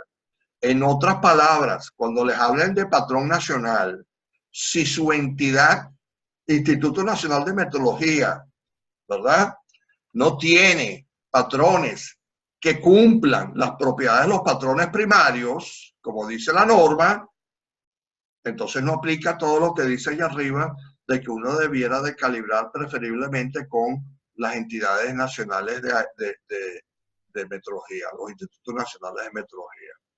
Atentos allá en Venezuela. La trazabilidad de patrones de medición nacionales no necesariamente requiere el uso del Instituto Nacional de Metrología de su país, en el que el laboratorio esté ubicado. Ustedes pueden lograr la trazabilidad calibrando, por ejemplo, con el CENAM de México o con el Instituto Nacional de Metrología de Colombia, que tiene ahorita una capacidad, ha aumentado enormemente su capacidad de calibración. La última vez que vi por allí, que yo mismo retuiteé la noticia, ya iban por 54 parámetros asignados como la mejor capacidad de medición asignado por el Buró Internacional de Pesas y Medidas. Entonces, ha subido en el ranking enormemente el Instituto Nacional de Metrología de Colombia, que por eso lo felicito enormemente. Sé que aquí hay unas cuantas personas de Colombia. En conclusión, nos dice ahora sobre patrones de referencia. El laboratorio debe tener un programa y un procedimiento para la calibración de sus patrones de referencia. Los patrones de referencia deben ser calibrados por un organismo que pueda proveer la trazabilidad como se indica. Es decir, que en cuanto a patrones, al menos que sean patrones secundarios para el uso dentro del laboratorio, pero los patrones primarios del laboratorio, no, ahí no se puede hacer autocalibración. Tienen que calibrar con alguien, pero alguien que les pueda proveer esa trazabilidad. Si ustedes no saben si el calibrador que están contratando les puede proveer la trazabilidad, pregúntenle primero que les muestre los certificados de los patrones con los que le va a calibrar a ustedes sus patrones. Recuerden que para calibrar un patrón hace falta tener un patrón 3 veces más exacto que el que se va a calibrar. Es decir, si tengo un patrón con una incertidumbre de 3, la incertidumbre del patrón que me va a calibrar al mío tiene que por lo menos tener una incertidumbre de 1, un tercio de la que va a calibrar. Y si estamos hablando de errores máximos permitidos, es la misma relación. Finalmente, entonces, tenemos ya el quinto parámetro, patrones de calibración con trazabilidad establecida. ¿Y qué nos falta? Esto es todo lo que hace que una medición sea buena y confiable. Bueno, simplemente nos falta la documentación de los resultados. Ahí se los dejo. Todo eso tiene que ver con que hay que documentar bien los resultados. En otras palabras, terminamos ya que todo esto es lo que se necesita, lo que se requiere para que una calibración sea técnicamente válida, ¿verdad? En base a estos criterios, a estos mismos criterios, la norma ISO IEC 17025, me comí el IEC allí, reconoce las calibraciones internas, como ya les demostré, realizadas por el mismo laboratorio como válidas, siempre y cuando que el laboratorio cumpla con todas las exigencias de la norma en cuanto a este aspecto, es decir, el listado que acabamos de hacer. Sin embargo, por lo menos para los patrones de mayor exactitud, se exige que sean calibrados contra patrones nacionales e internacionales, los cuales deben de tener trazabilidad metrológica establecida al Sistema Internacional de Unidades, LSI, como ya, esto es un resumen ya. Conclusiones. Se espera que haya quedado demostrado que según la norma ISO IEC 17025, para que un resultado, ya sea de ensayo o de calibración, pueda ser considerado técnicamente válido, el laboratorio que lo emite solo tiene que cumplir con los requisitos resumidos en las diapositivas anteriores, entre los cuales no se encuentra el requisito de estar acreditado. Como vieron, en el listado no aparece estar acreditado. Dice, Sistema ISO IEC 17025 implementado. Claro, si el laboratorio está acreditado, mucho mejor. Nosotros no tenemos nada en contra de que se acrediten los laboratorios. Para terminar, no quiero dejar de hacerle, como siempre, publicidad a nuestro grupo de metrología y acreditación en LinkedIn. Ahí tienen el vínculo, tienen la identificación del grupo, el 8642597. Este es un grupo donde hay de México, de Colombia, de España, de Venezuela hay unos cuantos también, de Chile, Uruguay. Es decir, aquí están aquí dice 414 miembros, pero realmente llevamos ya casi 440. Están profesionales del mundo de la medición y de la acreditación de alto nivel. Yo les recomiendo, si no están ya, muchos de ustedes ya están integrados a este grupo, los estimulo a que se incorporen a este grupo. Y muy importante, incorpórense pero opinen. Es decir, hagan propuestas, pueden hacer preguntas. Aquí está una chica, por ejemplo, Cecilia Pérez Leija, preguntando, bueno, ¿qué me recomienda cómo yo hacerle un seguimiento a una medición por coordenadas? Más abajo en el texto aparece, en una medición coordenadas por medio de un modelo matemático. Eso suena chino, pero esa es una pregunta y en estos días obtuve una respuesta. Muy bien, señoras y señores, disculpen, me tardé un poco más, pero creo que ustedes reconocerán que estuvo muy interesante este tema, sobre todo porque hemos destruido varios paradigmas que existen en el mundo de la auditoría, en el mundo de la ISO 9001, por ejemplo, que todos los instrumentos hay que calibrarlos obligatoriamente y los tiene que calibrar un ente externo. ¿Ok? Ahora abrimos la sesión de preguntas y respuestas, las cuales, por favor, debido a que somos muchos, en este momento estamos en sala, 44 personas, la hagamos por medio del chat. Y vamos a revisar desde aquí arriba, que hay bastantes comentarios. Por aquí Ruth de la Fuente nos dice, creo que sería bueno especificar cuando nos referimos a las actividades del laboratorio y actividades del laboratorio. Este es un tema muy interesante, pero este es un tema de la ISO IEC 17025-2017. Pero para que la gente no se quede no se quede extrañada de qué va este tema, es porque en la traducción que se hizo de la norma ISO-IEC 17025, que originalmente sale en inglés y en francés, ¿verdad? Actividades, laboratory activities, que normalmente se traduce como actividades del laboratorio, algunas fueron traducidas como actividades del laboratorio. ¿Por qué? Actividades del laboratorio de ensayo y de calibración, ¿cuáles son? Los ensayos, las calibraciones, el muestreo. Es decir, actividades de laboratorio es el trabajo técnico. Pero las actividades del laboratorio incluyen ese trabajo técnico, pero también incluyen, por ejemplo, los programas de formación del personal, las órdenes de compra, etcétera, etcétera. Todo lo que en la norma 2005 se incluye dentro de la sección 4. En otras palabras, pongámoslo así, para la norma del 2005, las actividades de laboratorio serían las que serían resumidas en la sección 5. Y las actividades del laboratorio incluyen esas de la sección 5, pero también incluyen las de la sección 4. Pero bueno, ese problema, lamentablemente, Ruth, yo no he podido ponerle la mano a la última versión, el comité de traducciones. No sé si ustedes lo saben, la norma ISO-IEC 17025, que fue emitida en noviembre y la traducción al español salió en diciembre, ¿verdad? La traducción de diciembre trajo varios errores, entre ellos se comieron un pedazo de un párrafo. Por ese motivo, ahora, por ahí por el 20 de marzo, por lo menos AENOR de España, sacó la versión corregida. Las correcciones parece que fueron tantas que prefirieron emitir una nueva versión, una nueva edición, que en vez de emitir una errata, una fe de ratas. ¿Y ese curso de 2 días lo van a repetir de nuevo? Claro que sí, compañera. Lo vamos a repetir inclusive bajo dos opciones. Después les explico y les hago llegar la información. Beimer dice, ¿qué diferencia hay entre la trazabilidad de un instrumento y la de un patrón? La trazabilidad es la misma, es su origen de su calibración, ¿verdad?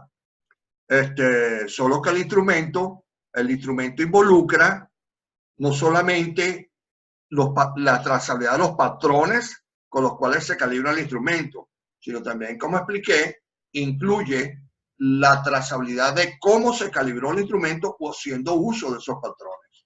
Es decir, la trazabilidad de un instrumento, de la calibración de un instrumento, perdón, es un procedimiento más complejo porque involucra más actividades que simplemente la trazabilidad de un patrón. La trazabilidad de un patrón es la confianza que tiene y que le asignó la persona que calibró ese patrón o ese material de referencia, ¿verdad?, a ese valor que le está asignando. Nunca se puede obtener el valor verdadero de una magnitud. Te tengo una sorpresa. ¿Cuál es la única medición que es 100% exacta en el mundo? ¿Cuál es la única medición en la cual sí se puede obtener el valor verdadero? ¿Saben ustedes cuál es? Vamos a ver, alguien que lo ponga ahí en el chat. ¿Alguien lo sabe? Les doy 5 segundos para que lo hagan. 1, 2, 3, 4, 5. No hay. Claro que sí hay. El cero absoluto tampoco. Déjenme decirles que el cero absoluto ha sido vencido en el Instituto Nacional de Metrología de los Estados Unidos, que se llama la NIST. Ya han logrado bajar por debajo del cero absoluto, que hay gente que decía que era imposible llegar al cero absoluto. Bueno, pero ese es otro tema. Y si hay, ¿están preparados? Bueno, voy. 1, 2, 3, 4, 5. Conteo de cosas u objetos. Se los dice su instructor cibernético, que aquí estoy desvaneciéndome en la red de Matrix. Contar cosas u objetos, porque donde hay un lápiz no hay dos lápices, ni donde hay dos lápices no hay tres lápices ni un lápiz. Entonces, contar cosas u objetos es 100% exacto. Al menos que ustedes cuenten muy rápido y cuenten descuidadamente y entonces se puedan equivocar. ¿Ok? Ajá, ahí quedó, por ahí salió un wow.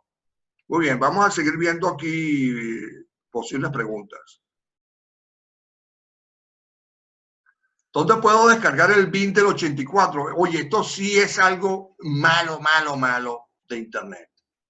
Una vez que un documento lo declaran obsoleto, desaparece de Internet. Yo no sé cómo eso es posible. Yo el BIN del 84 lo tengo porque lo tengo físicamente. Yo tengo 31 años en este negocio.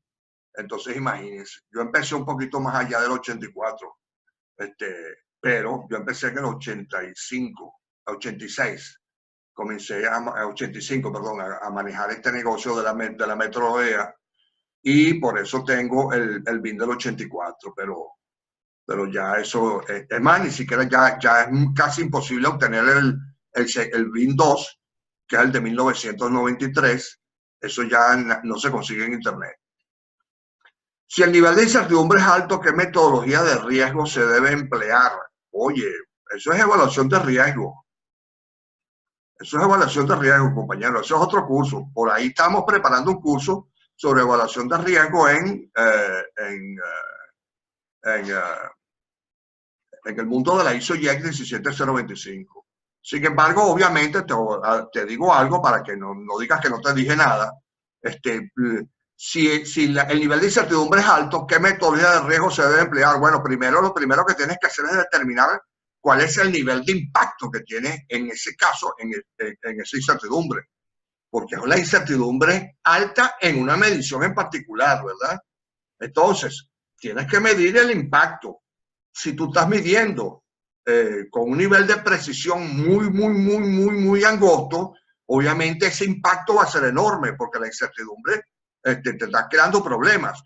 Pero si tú estás midiendo una característica, un parámetro, para después compararla con una tolerancia que va desde 5 hasta 2500, esa incertidumbre, por muy grande que sea, seguramente no te va a afectar mucho. Pero bueno, eso es harina de otro costal. Pero estén pendientes porque ese curso lamentablemente va a ser pago. Porque no todo se puede hacer de gratis. Uno tiene que vivir de algo, compañeros. Y preparar un curso como eso amerita mucho estudio, mucho tiempo y mucha dedicación. No es que este webinar no lo haya tenido, pero bueno, uno siempre también comparte. Método de medición, prueba y calibración. No sé qué es esto. Esto lo puso Cristian. No sé qué es esto. Acreditación, bueno. Información que pone Cristian allí. Espero que la hayan tomado. Muy bien. Maritza lamentablemente se tuvo que ir, pero bueno, se fue cuando ya estábamos terminando. Bueno. Arturo, buenos días. ¿Por qué 95% de confiabilidad como incertidumbre? Una pregunta muy interesante, pero obviamente toma mucho tiempo explicar esto, pero te lo explico brevemente. Si tú utilizas, lo ideal que sería 100%, pero 100%, si tú quieres 100% de confianza, la incertidumbre iría desde más infinito hasta menos infinito. Lamentablemente es así. Entonces, ningún resultado tendría sentido. Entonces, en el mundo de la investigación, mucha gente que quiere estar muy seguro, aunque no veo para qué, utiliza un nivel de confianza del 97,3, que se corresponde a 3 veces, a más o menos 3 veces sigma, más o menos 3 veces la desviación estándar. Pero eso da una incertidumbre muy amplia. Entonces el compromiso se ha llegado al 95%. ¿Por qué? Porque esto nos da un más y un menos, ¿verdad? Pero no es tan amplio, pero nos da una seguridad del 95%. Si yo les digo, señores, aquí tengo un número de la lotería, juéguenselo. Toma, te lo voy a vender. $1. Aquí tienes tu boleto de la lotería. Y te garantizo un 95% de certeza, te doy un 95% de certeza que ese es el número ganador. ¿Ustedes se lo comprarían, sí o no? Claro que sí, porque 95%, cónchale, es demasiada mala suerte que les toque a ustedes el perder con ese 5% que queda por ahí de diferencia. Entonces, ese es el motivo, pero claro, tiene una explicación mucho más técnica que no podemos hacer aquí. ¿Cuándo es el documento de referencia en donde se establece al menos un tercio de incerteza, patrón? Y si tengo un medio, ¿es válido el resultado? Con un medio tienes problemas serios, te lo puedo decir. ¿Qué documento? Bueno, hay varios documentos de la OIML que establecen esto. Por ejemplo, aquellos que calibran balanzas conocen seguramente un documento de la OIML que se llama el OIML R de Ricardo, R76-1, que es la norma para verificar balanzas. Ahí aparece esa observación. Pero también en el documento, que es el documento sobre cómo verificar las masas patrones, es decir, pesas patrones, que es el documento de la OIML, el R111, también aparece. ¿De dónde se descargan ustedes esos documentos? De la página web de la OIML o www.oiml.org o también .com. Ellos tienen comprado ambos dominios. Entonces entran allí, buscan publicaciones y buscan las recomendaciones. Están en inglés, lamentablemente. Con un medio no te puedo explicar aquí, desafortunadamente, pero tengo que utilizar una gráfica. Pero un medio establece una duda muy grande. Pero te lo voy a describir más o menos. Fíjate, si tú tienes una tolerancia entre 4 y 6, ¿cuál es la tolerancia? 2, porque 6 menos 4 da 2, ¿de acuerdo? Si tú tienes una incertidumbre que es igual a un tercio, ¿verdad? A este 2, tú al límite superior le restas la incertidumbre porque es un tercio y te da por aquí. Y al de abajo le sumas la incertidumbre que es un tercio y te da como por aquí. ¿Qué significa? Que tú puedes obtener resultados válidos entre este punto y este punto. Te da un pequeño rango. Ese rango no es muy saludable, por lo tanto, te estoy hablando de que ese es el mínimo, pero normalmente se recomienda que sea por lo menos un quinto, ¿verdad? Pero cuando tú tienes una incertidumbre que es un medio, observa lo siguiente. Si yo le sumo, este es el rango, y lo divido entre 2, me da por aquí. Si yo le resto el 1 medio aquí y le sumo el 1 medio por debajo, ¿qué me queda?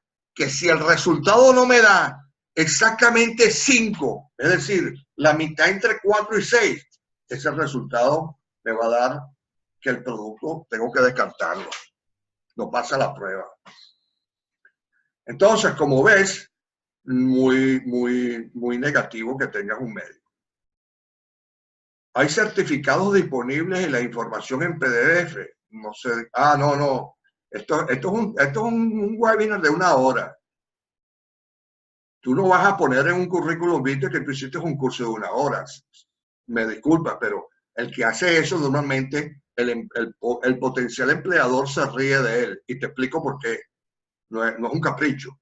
Porque si tú propones en un currículo que tuviste en una charla de 1 hora, ¿verdad? El tipo va a decir, oye, pero si te está poniendo charlas de 1 hora, debe ser porque no tiene nada que mostrar. Es decir, que nunca ha estudiado nada. Entonces, por ese motivo no tiene sentido darte. Hay gente por allí que dice, no, si me pagas $20, yo te doy un certificado. Por favor, eso sería robarte el dinero. Entonces, nosotros no hacemos eso. Y como esto es un webinar, la información no está disponible en PDF. Claro, ustedes pueden entrar en los cursos formales nuestros, sí, porque hay material de apoyo, etcétera, y hay inclusive información suplementaria. El detalle en que las entidades de acreditación dictan las reglas a seguir y la mayoría de los laboratorios defendemos esos puntos expuestos por usted, pero las entidades, si no cumplimos con eso, es no conformidad. Bueno, pero si las entidades dicen que ustedes tienen una no conformidad porque ustedes autocalibraron su instrumento, es porque esas entidades están violando la norma. Me perdonan. Claro, eh, hay un dicho cultural a nivel gerencial que dice, nunca discutas con un policía ni con un auditor. ¿Por qué? Porque siempre vas a perder. Entonces, pero al auditor se le puede argumentar. ¿Cuál es el problema? Que si es la entidad de acreditación la que te está obligando a utilizar un calibrador acreditado y que tú no puedes hacer tus calibraciones en tu laboratorio, ahí sí te fregaste. ¿Por qué? O sea, no tienes nada que hacer, porque esas son las reglas que ellos establecieron. Tengo entendido en estos días alguien comentó en un curso que en Colombia, en un webinar, que Colombia parece que están exigiendo que la única forma de que tú calibres un instrumento es que lo calibres con una entidad acreditada. No sé si sea cierto. Y creo que en México también están haciendo eso. En Estados Unidos hay criterios establecidos donde las entidades de acreditación establecen reglas de que si por ejemplo, la A2LA tiene como reglamento que si en 30 kilómetros a la redonda de donde está ubicado el laboratorio no hay ningún laboratorio acreditado para calibrar la magnitud que ellos quieren calibrar, puedes hacer uso de laboratorios no acreditados o puedes calibrar tú mismo tu instrumento. ¿Cómo se calcula la TUR? Bueno, agarras la tolerancia y la divides entre la incertidumbre, ¿verdad? Claro, depende de cómo expreses la tolerancia. Hay gente que expresa la tolerancia como la tolerancia, que significa la tolerancia dividida, la tolerancia que es el límite superior menos el límite inferior, ¿verdad? ¿De acuerdo? Dividido entre la incertidumbre. Pero hay otras personas que expresan la tolerancia no como entre el límite superior y el límite inferior, sino que la expresan como más o menos. Más o menos no es tolerancia, más o menos son los límites de especificación, pero también la puedes utilizar para calcular esta TUR, ¿de acuerdo? Solo que la TUR que calcules con el más o menos te va a dar la mitad de lo que te da si calculas cuando dividas te va a dar el doble, de lo que obtengas cuando dividas la tolerancia. Gracias por los conceptos y la claridad en los mismos desde Colombia. Bueno, muchas gracias a ustedes. Espero que les haya sido de aporte. Muy bien. ¿Qué equipos no requieren calibración en un proceso metalmecánico? Oye, en los procesos metalmecánicos a veces, muy a menudo, no tienes que calibrar los instrumentos porque en el proceso de medición, sobre todo a nivel de planta, no tienes tiempo para estar aplicando correcciones. Entonces, mucha gente lo que hace es que utiliza instrumentos bastante dimensionados para los requerimientos de la medición y después lo que hace es verificarlo. Porque en la verificación no se establecen correcciones. Entonces va a depender, tienes que hacer un estudio de los requerimientos de la medición. No puede decir los métodos de pago para sus pláticas, es decir, si se dan facturas. Sí, nosotros no para las plásticas son gratuitas totalmente y las grabamos y después las montamos en nuestra página web y ustedes pueden volver a verlas y sus amigos le pueden hacer, mira, vete a esta charla que es muy buena. Nosotros tenemos cursos y para los cursos, que si son pagos, tenemos dos mecanismos. Tenemos mecanismos de transferencia bancaria, ¿verdad? Porque los precios de nuestros cursos se dan en euros. ¿Por qué? Porque yo estoy en España y mis cuentas están en España. Entonces, las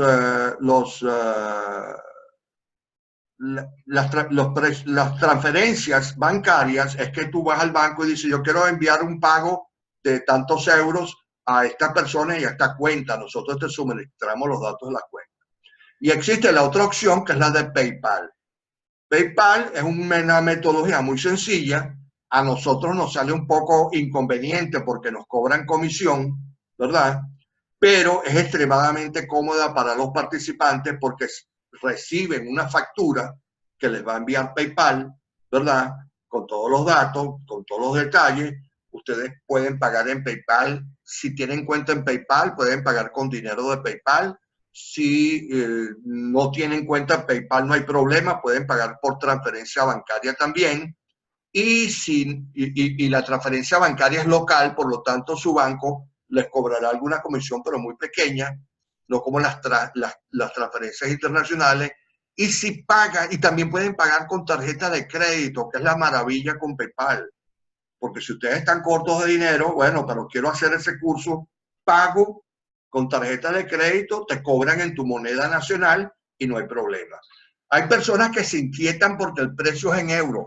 Todas estas transacciones que estamos hablando no tienen absolutamente ningún problema. Para los únicos que tienen problemas para los pobres venezolanos que no tienen forma no tienen acceso a todos estos tipos de mecanismos.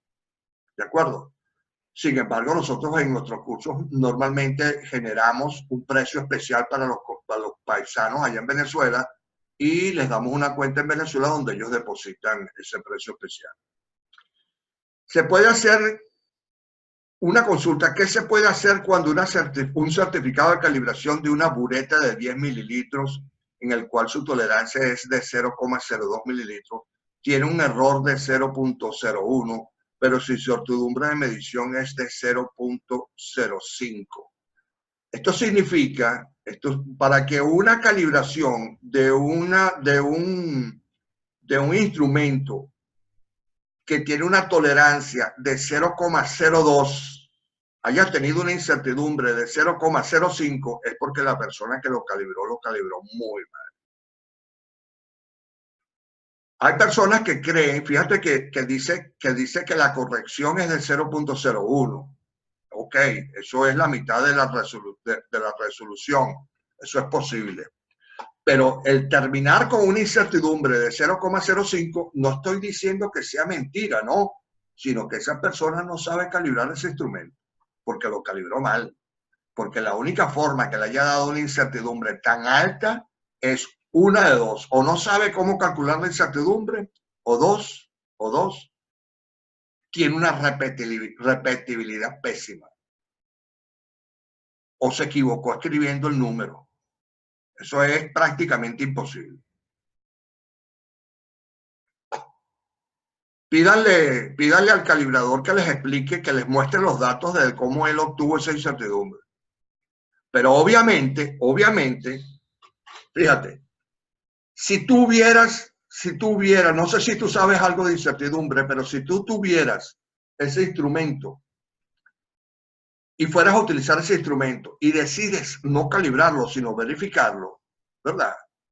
¿En cómo te quedaría la incertidumbre? Normalmente en este tipo de instrumentos, la incertidumbre es, perdón, el error máximo permitido es igual a la resolución, ¿verdad?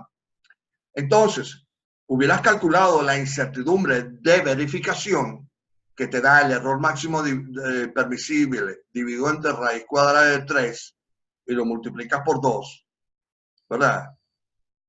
¿Qué hubiera pasado?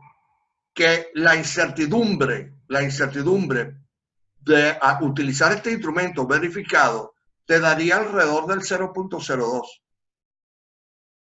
Entonces tú pagaste dinero para que te calibraran la bureta, ¿verdad? Tú pagaste para que te calibraran la bureta y te dieron una incertidumbre mucho más alta que la que tú hubieras obtenido si simplemente hubieras verificado el instrumento. Ese señor no sabe lo que está haciendo. De todas maneras, déjame decirte que hay un axioma de la OIML, que dice que si la incertidumbre de calibración, que en este caso es 0,05, es mayor, escúchame esto, mayor que un tercio del MP, ¿cuál es el MP aquí? 0,02 dividido entre 3 da 0,006. Dos ceros y un 6. Si la incertidumbre es superior a un tercio del MP, esa calibración no valía la pena hacerla. Ahí te dejo esa perla. Buenos días. Si tenemos un material de referencia el cual no posee valor de error máximo permisible y solo me informa incertidumbre, el cual usualmente es del 1% y es muy bajo para calificar mi proceso, ¿con qué criterio debo evaluar ese material de referencia? Oye, yo no te entiendo tu pregunta, pero déjame decirte algo. Un material de referencia no tiene error máximo permitido. Solo los instrumentos tienen error máximo permisible. Hay algunos patrones, como son las pesas patrones, que tienen tolerancia, pero eso no es un error máximo permitido. Eso es una tolerancia que especifica la OIML en función de dentro de qué parámetros vamos a seguir manteniendo el patrón. Pero los patrones en sí no tienen error máximo permisible. Los instrumentos sí tienen error máximo permisible, para empezar. Si tienes una incertidumbre del 1%, ¿cuál es el problema? Y es muy bajo. ¿Qué significa es muy bajo para calificar mi proceso? No entiendo. Bueno, vamos a esa pregunta allí. Muchas gracias, Alexis. Perfecto, excelente. Espero que les haya servido. Es un gran monopolio y un gasto excesivo de gasto de calibración. Ya me imagino de qué te refieres. Gracias por este valioso aporte. Al inicio tuve problemas. Ok, muy agradecido. Bueno, parece que se agotaron las preguntas y es puro agradecimiento. Soy de Bolivia, dice Ruth. Y este problema tenemos con el Inmetro. Ah, ya sé, lo de la acreditación. Bueno, es un problema. La gente de Inmetro, yo los admiro mucho porque no, estamos claros que Bolivia no es un país rico, ¿verdad? Al que le sobra el dinero, pero Bolivia, con las limitaciones que pueda tener de sus recursos, Inmetro en sí hace una gran labor y ahí ha avanzado enormemente. Inmetro fue uno de los primeros países, creo que es el único país, no mentira, porque ahí está Cuba, pero es uno de los primeros países que acreditó su laboratorio de masas con el PTB de Alemania. Yo compartí con el jefe del laboratorio, que era el jefe del laboratorio en esa época, y coincidimos haciendo un curso en el Centro Español de Metrología. Entonces lo felicito, pero bueno, lamentablemente a veces las personas tratan de ser más papistas que el Papa y terminan tomando decisiones de este tipo. Sin embargo, eso es un problema para Bolivia, porque yo estoy seguro que en Bolivia no hay tantos laboratorios comerciales acreditados. Y entonces, ¿cómo hacen con las magnitudes que no están cubiertas de forma acreditada en Bolivia? Los mandan a calibrar al exterior. Para instrumentos de medición industriales, flujómetros, densímetros, ¿qué recomendaría para poder verificar patrones? ¿Qué procedimientos existen de equipos relacionados con instrumentos de instrumentación electrónica? Bueno, metodología gratuita y disponible ahí en la OIML, en las recomendaciones. Busca ver si tu instrumento está abarcado en alguno de esos. Hay alrededor de 150 metodologías de verificación. El Centro Español de Metrología tiene una sección de calibración de instrumentos, de métodos para calibración de instrumentos. Métete en la página del Centro Español de Metrología y busca metodología de calibración. En internet hay muchas disponibles. Lo que pasa es que tú abarcas aquí muchísimo. Para flujómetros, densímetros, etcétera, búscate el Centro Español de Metrología. Ahí está la información, ¿verdad? Y bueno, creo que ya tenemos que terminar. Soy de Perú. ¿Cómo puedo hallar la deriva de la balanza analítica? La deriva de la balanza analítica tienes que tener, la única forma de encontrar la deriva, bueno, no la única forma. Tienes que tener unos patrones certificados y que sean totalmente confiables, que tú lo utilices solo para este tipo de cosas. Entonces, tú colocas la pesa patrón de 20 gramos que trae certificado 20,0003 gramos. La colocas sobre la balanza. y la balanza te indica 20,0004. ¿Qué significa? Que tiene un error de más 0,00001. ¿De acuerdo? Una décima de miligramo. Una décima de miligramo, sí, correcto. Una décima de miligramo. ¿De acuerdo? Entonces, lo anotas y tienes que hacer un seguimiento. Entonces, una vez a la semana o una vez cada 15 días, tú vas y colocas la misma pesa y mides a ver cuánto te da. ¿Cuál es el problema? Que si la pesa está derivando por su cuenta, tú nunca vas a saber si la derivas de la balanza o de la pesa. Sin embargo, si tú cuidas bien tus pesas, tus masas patrones, no tiene por qué ocurrir eso y entonces sí estás haciendo el seguimiento a la deriva del instrumento. Compañeros, ya nos pasamos, ya llevamos más de 2 horas en esto. Bueno, llevamos exactamente 2 horas porque recuerden que comenzamos a las y 10 debido a todos los percances que tuvimos, pero bueno, creo que logramos finalmente que participara todo el mundo. Ya lo que quedamos son 32, pero bueno, 32 batalladores, los felicito. Y espero que les haya aprovechado este webinar. ¿De acuerdo? Les estaré informando cuando aparezcan cosas nuevas. Por aquí.